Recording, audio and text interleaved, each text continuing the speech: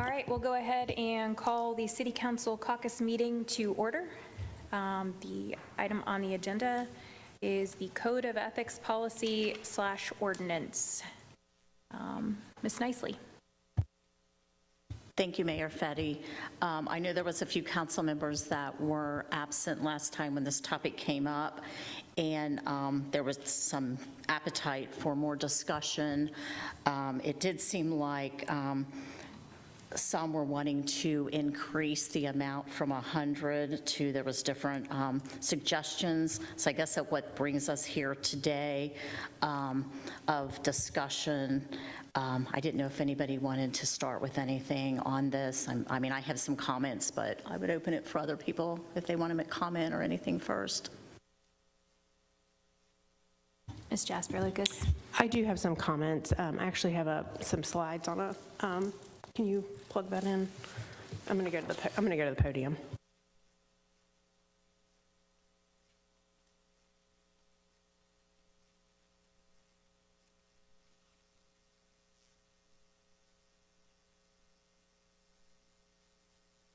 It should just be a PDF. I thought that was probably the simplest thing.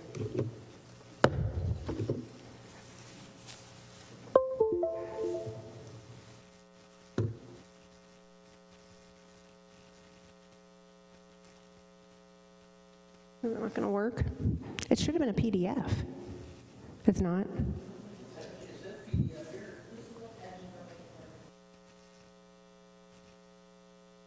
Sorry, I don't use Edge at home. I don't know why that's pulling up.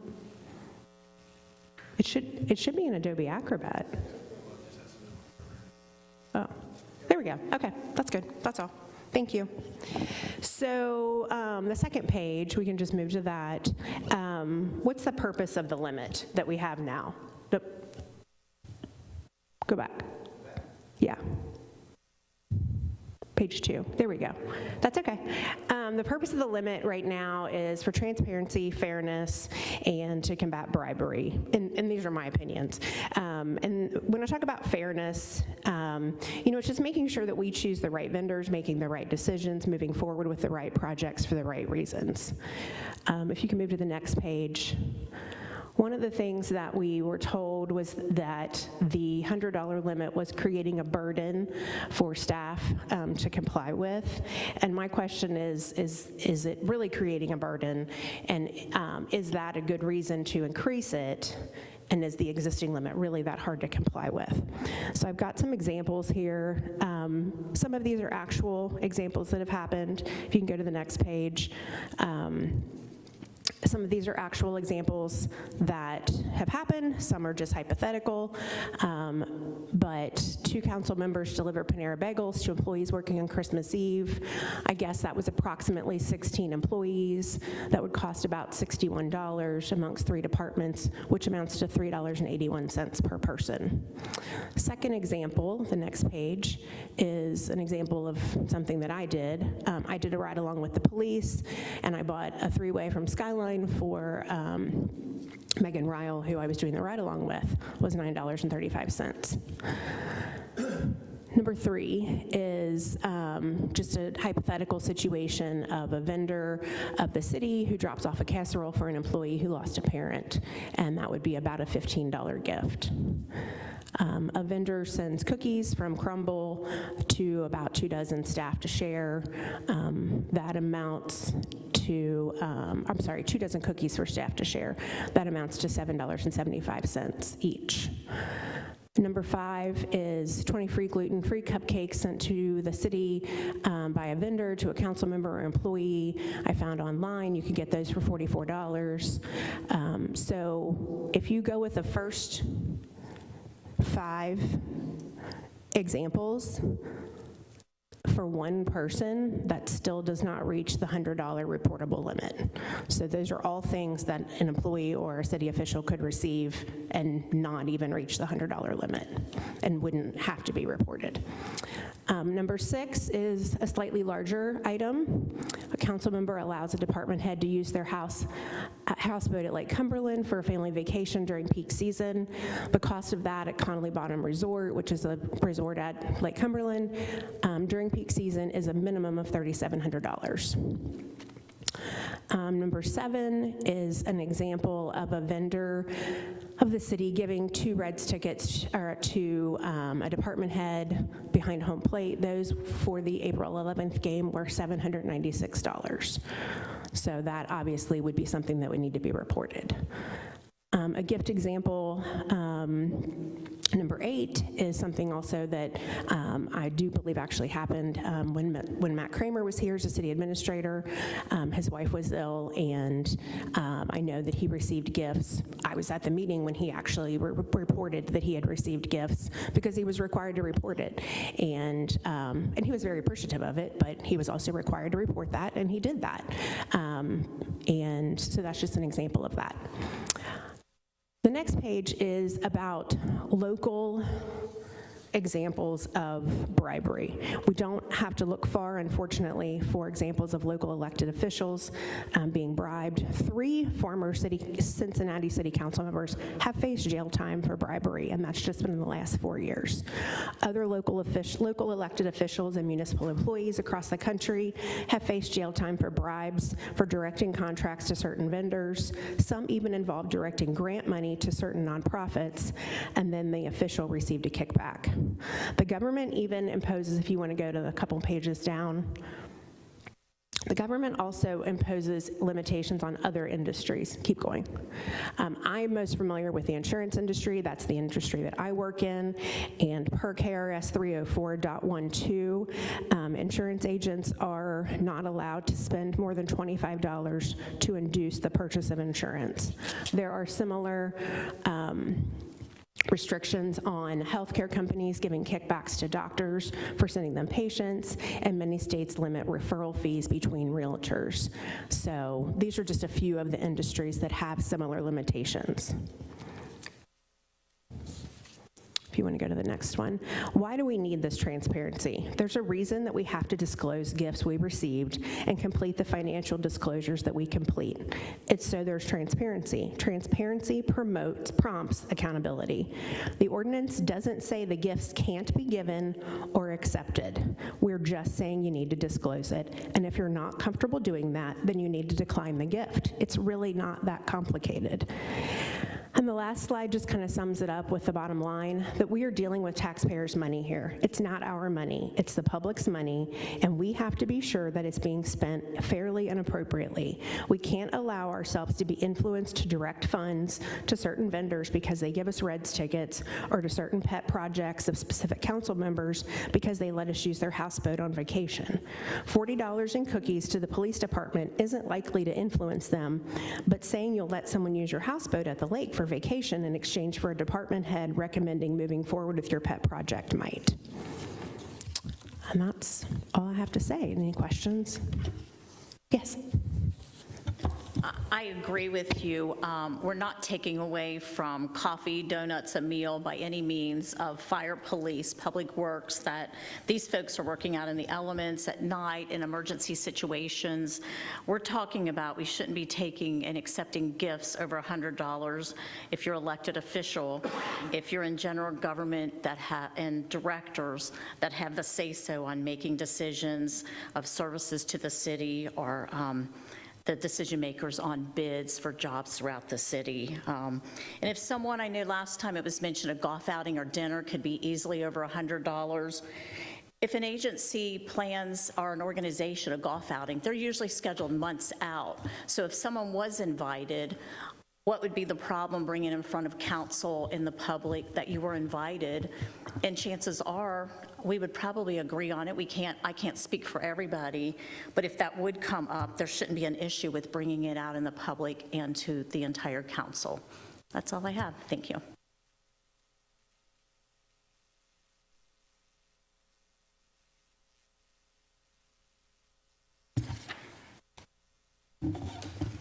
Any other discussion?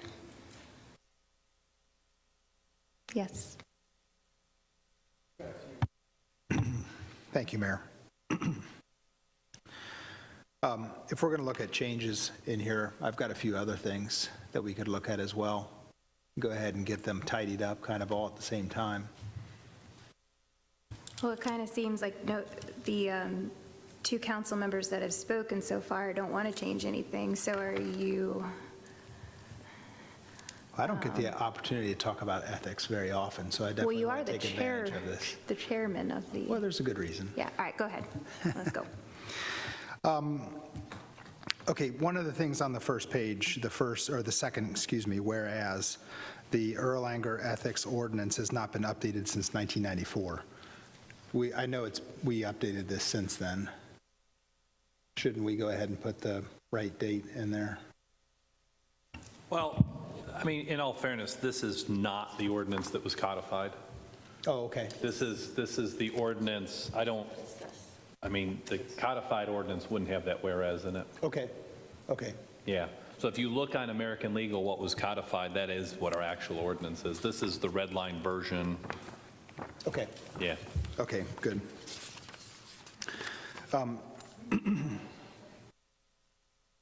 There on, let's see, page 2, under section 4, number O, the immediate family member.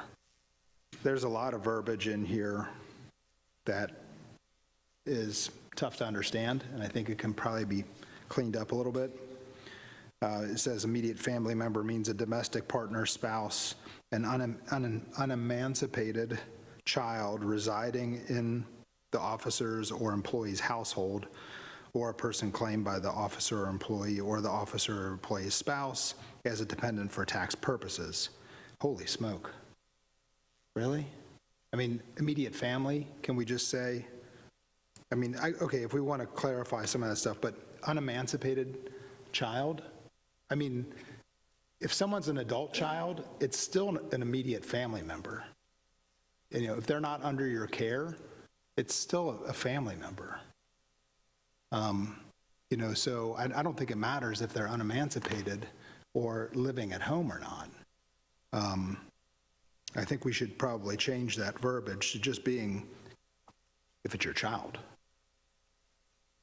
And if we want to leave the other stuff the same. Actually, I think we should also add parent. My parents are always going to be my family members, whether I live with them or not. Because what it's talking about is doing things that are in their favor, and whether it's my parent, whether I'm living there or not, according to this, it's not an immediate family member. So I think we should add parent as well. And then I think most of the other stuff I had was, in regard to the dollar amounts and stuff, and just, I was really kind of more curious, and I hope that Mr. Glenn or whoever had brought this up to begin with wants to talk more about it. But I mean, are we thinking that we're trying to bring stuff up to the 2025 values of things? Originally, yes. So, we had a 1991, $94 amount. Obviously, that's 30-some years old. So we were just trying to bring it up in today's dollars. That seemed like that made sense. And at the last time we discussed this, we took a straw poll, and I think half of everyone wanted to keep it at $100. Then we had a recommendation to increase it to $150. So we thought we would do the simple thing to draft the ordinance to change it to $150. If everybody voted on it, that would be good. If they voted it down, then we would keep it at the $100. It seemed like a simple approach. So that's really the long and the short of it. So, Yeah. It's just when we looked at the policy, we're looking over our policies, and that was something that we looked at as an old dollar amount that needed updating. So it didn't really go any further thought process than that. Thank you. I appreciate that. And I'm in favor of that as well. When these dollar amounts were set up, they obviously $100 was worth a lot more in 1994 than it is today. If it was $150, I think it still follows what Mrs. Jasper Lucas was putting out there. I mean, it's not enough to sway you or bribe you.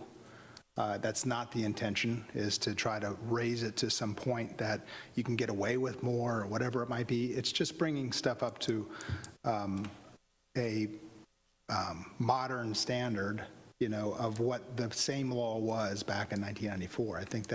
I don't see any problem with that. The current value of $100 in 1991 is like $240, $247, something like that. So this would still be less at 150. Okay, thank you. Are there any other comments? I'm sorry. It called me, I'm sorry. Yes. If I recall, Ms. Records, didn't you bring it up last time? And I wasn't on council in early 2020, but I thought it was in 2020 or 2018, somewhere like that. This ordinance was changed and updated. It's not a 30-year-old ordinance that it was $100. It was set, I thought, around that time frame. Am I correct, or? No, actually, if you look at this document, the items that are underlined are the ones that were changed in 2020, and the ones that were struck through is what the 2020 changes are. So anything that's in this ordinance that is not underlined or struck through are things that were not modified in 2020. So to answer your question, we went through the entire ordinance line by line, and the council at the time chose not to change those figures regardless of the time value of money of $100 30 years ago. That's right. So the dollar amount goes back to the early 90s.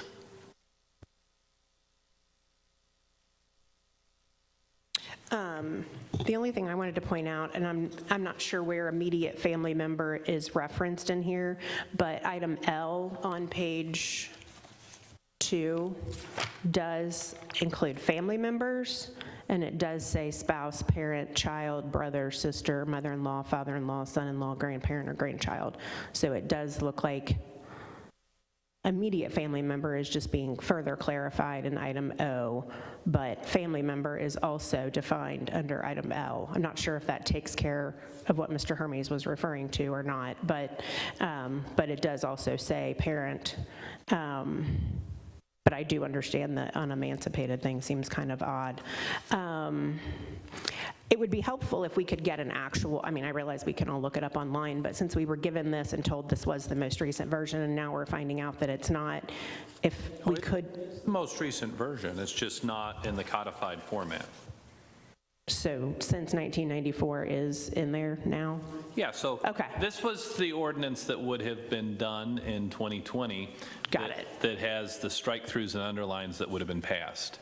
All I said is in the codified version, there wouldn't have been any of the whereases. So if you looked at American Legal, it would be without the underlines and strike-throughs and without the whereas. Okay, I apologize. I misunderstood what you were saying. No, this is the current one. It's just not in the clean codified format. It But actually shows the changes that were made in 2020. I do think it's helpful for us who were not on council in 2020 or 2018 to know that the amount was discussed in those times and it was decided to not increase it. So yes, we are dealing with an amount that was set in 94, but it was also discussed again after that, and there was a decision to not change it. So I am not in favor of changing it above 100. I'm fine with voting on that. You know, we're doing another straw poll to see if anything's changed, but I did think that we needed to have further discussion like we did tonight.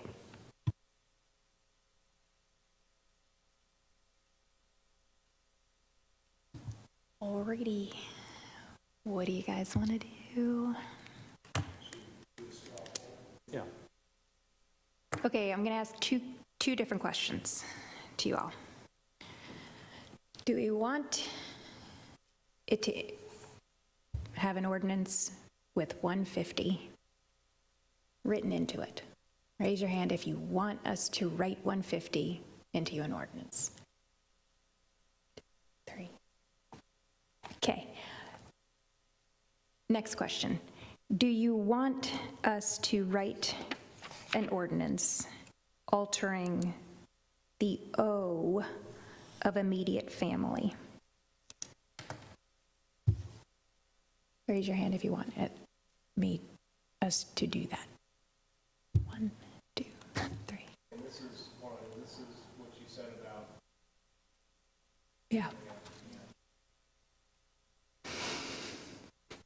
Yes. You have a question, or you're, put your mic on, please. Thanks. I don't want to raise my hand, they'll think I'm voting. My thought on that, though, is I don't know what my kids that don't live with me get, like, that could equal $100 throughout the year. I don't itemize that kind of stuff from them. I don't think that's Well, you're, what it's referencing. It doesn't reference them as being a $100 thing. Well, what's their amount? So the immediate family is referenced more like when it's talking about them benefiting from your choices and things like that. It doesn't have anything to do with the amount that they can receive in gifts. That's not referenced in here. Okay. If you go through the codified ordinance and look for, the use of immediate family, it speaks to election contributions, social charitable, it's used throughout the document, so we can't just unilaterally strike out that section because it's defined, that's a definition that's used further down in the document. You just want to take out the use of, I change didn't the want to take it out. definition? I wanted to add parent to it and just make a child instead of unemancipated child that's living in the household. I don't think they need to live in the household either. Yeah, I like what you're doing there, Mrs. Reckers, looking at how that affects as you go through it. The use of the word immediate family member is used throughout, but if we're speaking to more of a strike through on the use of emancipated child, and we're just looking at cleanup, the use of the word child is mentioned under family member as the definition, so that's covered. But again, and parent is mentioned under family member.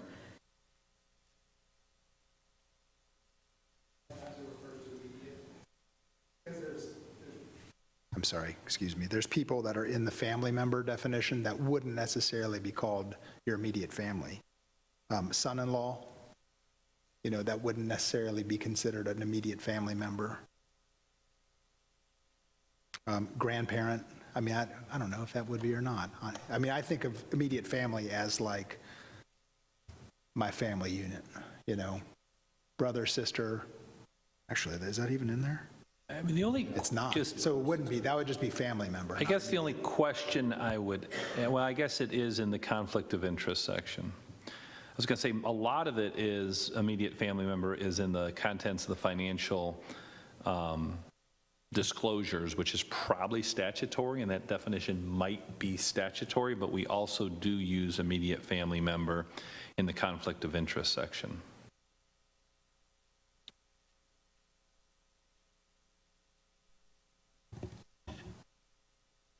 I didn't know if Jack was finished. No, I'm finished. Oh, okay. I wanted to give an example and then kind of ask a question. When it also under O says as a dependent for tax purposes, I think that makes a difference, and here's why. And I'm just using myself as an example because my 20-year-old is no longer a tax dependent, but was last year. If he is a tax dependent, I'm probably going to know a lot more about his finances than if he's not. And I may not know, just like Ms. Fields said, if he gets something from someone that, is worth more than 100. I probably would know, but everybody in this room that has a child that's no longer a tax dependent, I'm guessing you might not know if your kid gets $100 from somebody that is potentially a vendor of the city. And that's not intentional, it's just when they're that old and they're not in your house and they're not a tax dependent, you just don't know. On the other hand, I will say, and this is just an example of something that I feel like would be somewhat of a conflict of interest for me personally, and I'm just sharing this as an example, but my stepson works for Silver Lake.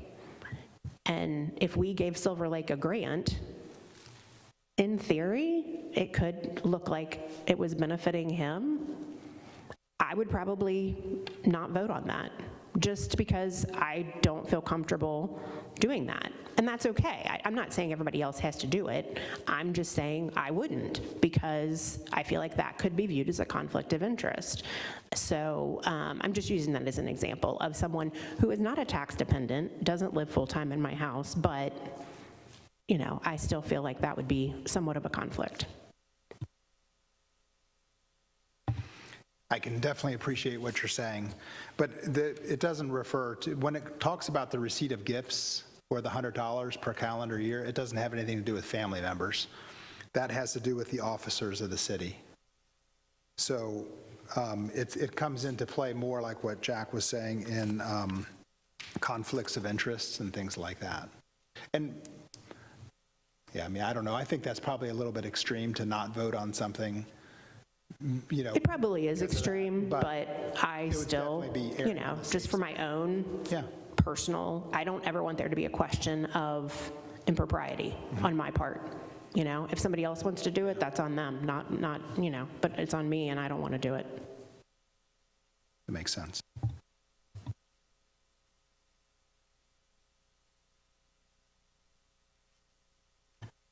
So what are we doing?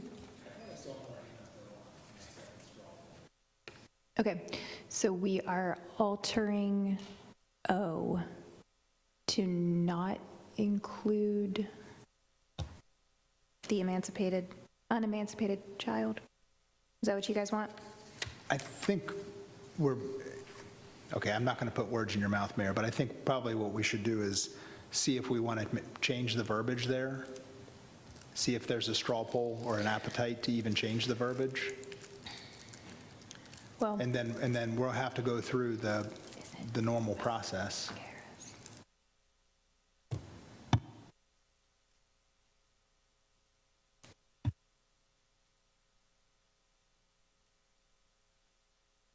So what I was just saying to the mayor is, we got to look at the definition in KRS for the financial disclosure.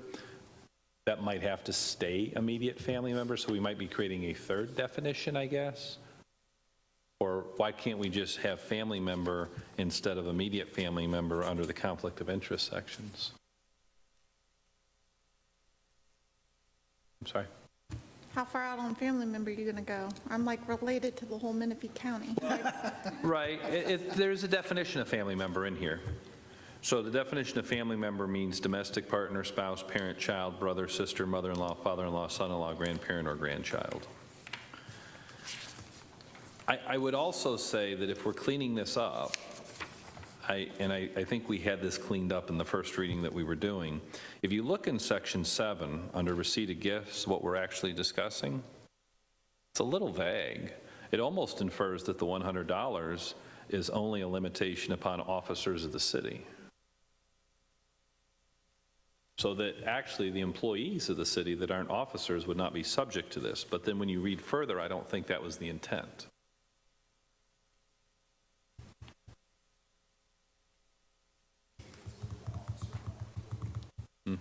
I think that's what I added in my first reading was officer or employee, because I think that was the intent.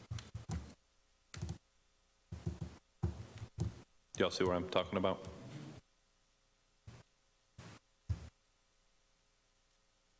No, but then it starts out here, no officer of the city shall.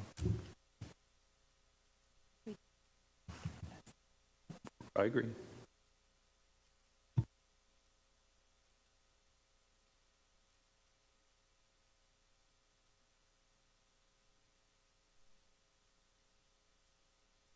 So I guess, what do we want to do? Do we want to change, do we want to, I mean, I think the simplest is, there might be, I don't know sitting here tonight, I didn't anticipate this issue of whether immediate family member has been spelled by statute as to why it's in the financial disclosure section. I don't know that. But is the appetite in the conflict of interest section to broaden it to the definition of family member? No? Okay, so we're just going to, no changes? Is that the appetite? The only other thing I was going to say is I noticed as we were going through this that some things in this refer to officer, employee, or board member, and that section of the $100 gift does not refer to board member.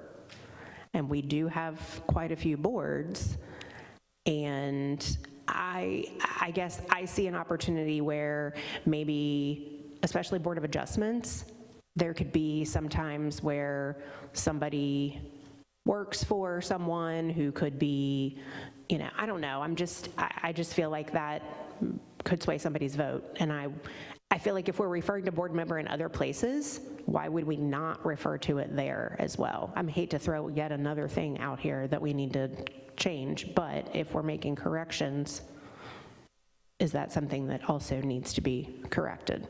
But I agree, I think we just need to, as far as the definitions of family and immediate family, I think that has to be whatever KRS says. I'm not comfortable having to be on the hook to disclose everything that my mother-in-law and father-in-law and sister-in-law and brother, and that's a lot of people to try to keep up with their financials when it's really not my business.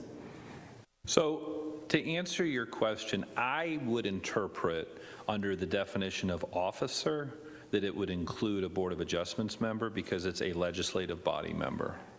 If you look at the definition under officer, so I would think our Board of Adjustments, which I think is really the only official board we have, I guess the Urban Forestry Board, I don't know what you possibly could do to bribe someone on the Urban Forestry Board. Code enforcement's through Kenton County. So I have no problem adding board member. What I would want to be careful is that we're not somehow linking task force members also as, because then you'd have to give vendors like myself a list of everybody to make sure that we even know who these people are on these boards. I'd hate to, but I definitely think that a board member that votes is a legislative body member and is included as officer.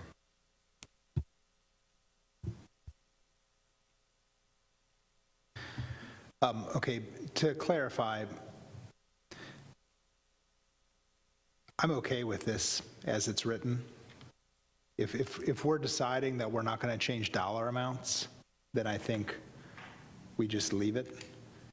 But if we are going to change dollar amounts, then I think we clean up some of these other things. I think that, I'd be okay if we didn't make any of these changes.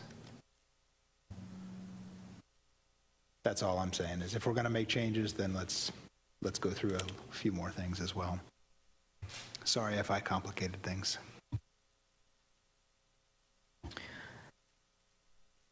Okay. Straw poll of no change for anything. Raise your hand, please.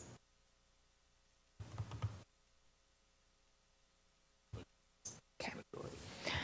All right. Do I entertain a motion that we adjourn? Ms. Reckers, Mr. Hermes, any discussion? All in favor say aye. Opposed? Motion carried. Have a good evening.